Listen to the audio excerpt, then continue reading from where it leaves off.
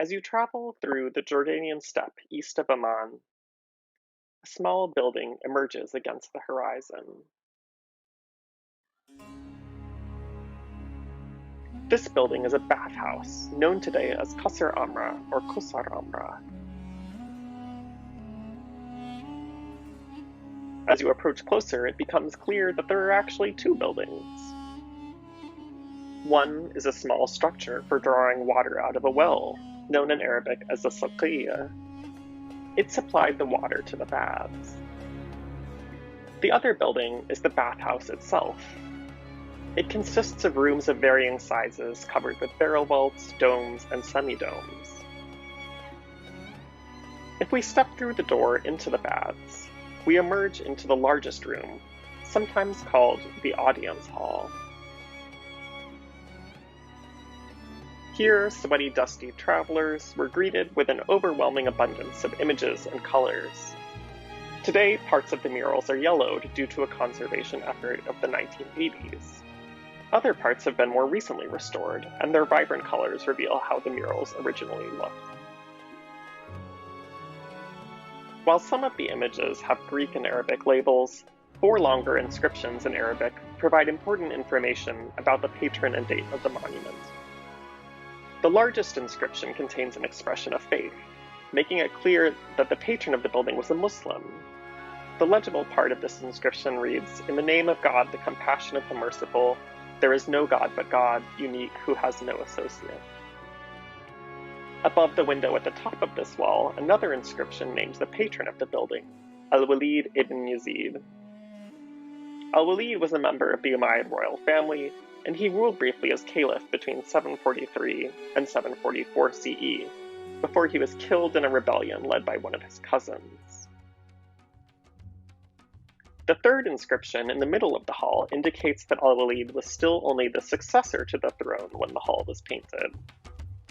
It dates the murals to sometime before 743.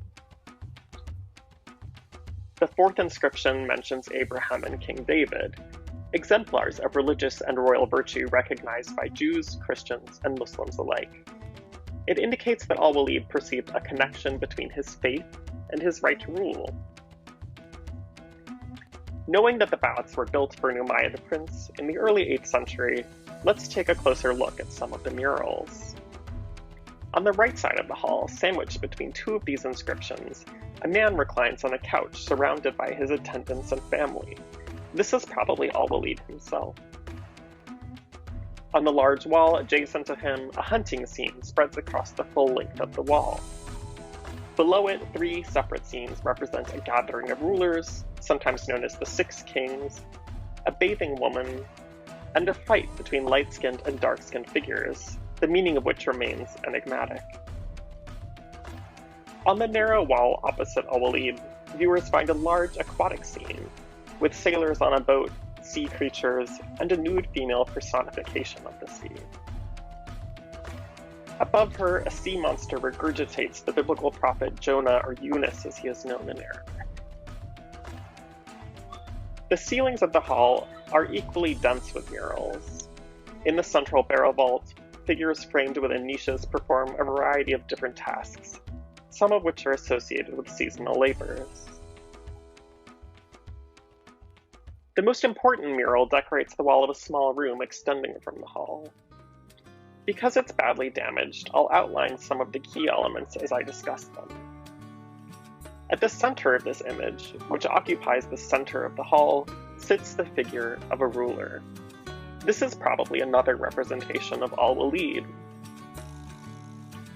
He is seated on an elaborate jeweled throne, similar to the ones that late Roman and early Byzantine emperors had themselves depicted upon. This throne is surrounded by an arch, on which appears one of the inscriptions I mentioned earlier. 2 attendants flank Al-Walid, holding staffs that probably represent fans or fly whisks.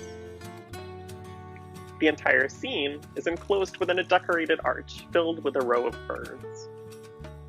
And at Al-Walid's feet, another aquatic scene seems to replicate in miniature the story of Jonas that we saw a moment ago. As the earliest datable image of a Muslim ruler, the scene suggests that Al-Walid and his painters combined Roman Byzantine imperial conventions, early Christian religious imagery, and Arabic inscriptions to forge a new, specifically Islamic identity for the prince.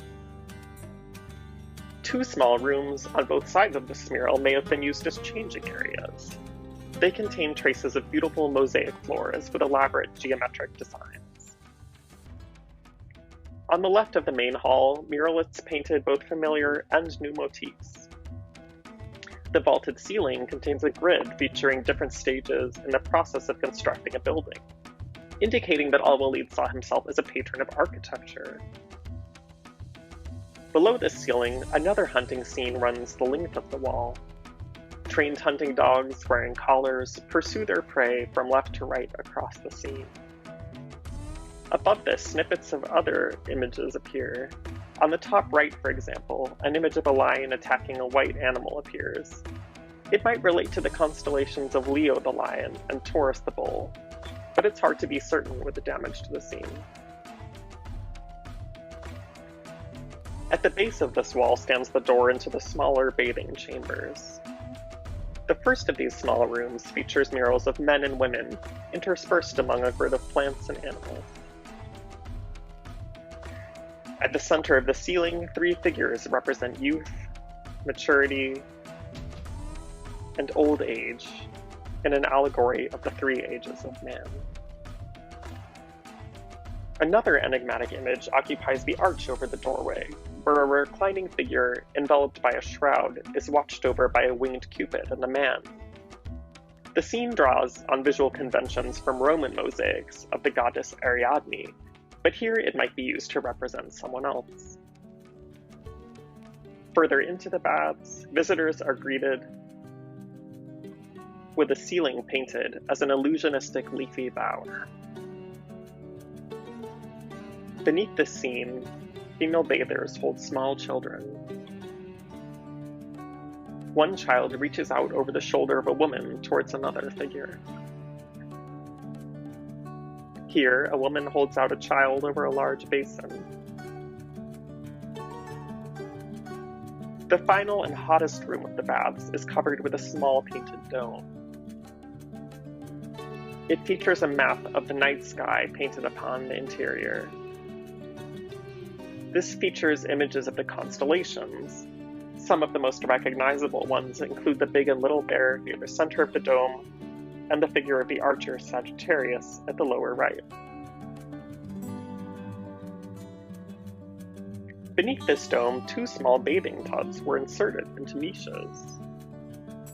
The floor of the room has worn and crumbled with time, revealing the stone and brick hypocausts that allowed hot, steamy air to circulate beneath the floors and behind the walls.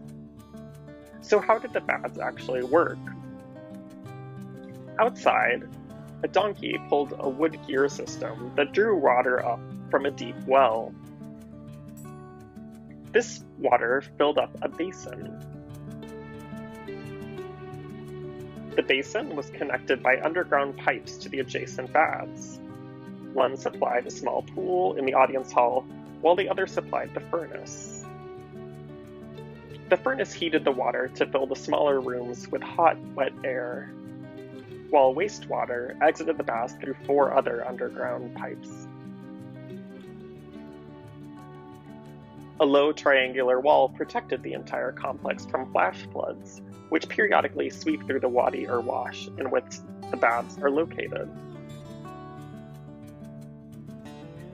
Today, the baths seem isolated, but ruins just a few meters away indicate that they are part of a larger residential complex. It likely featured a courtyard house and a small mosque. The combination of residence, mosque, and bathhouse characterizes many other Umayyad-era estates throughout Jordan, Israel, Palestine, and Syria. It is only at Qusar Amra, however, that the murals inside one of these buildings are so well preserved. Here is where we'll end our visit, looking out from the door of the house towards Al-Walid's baths, one of the best preserved royal structures of the early Middle Ages.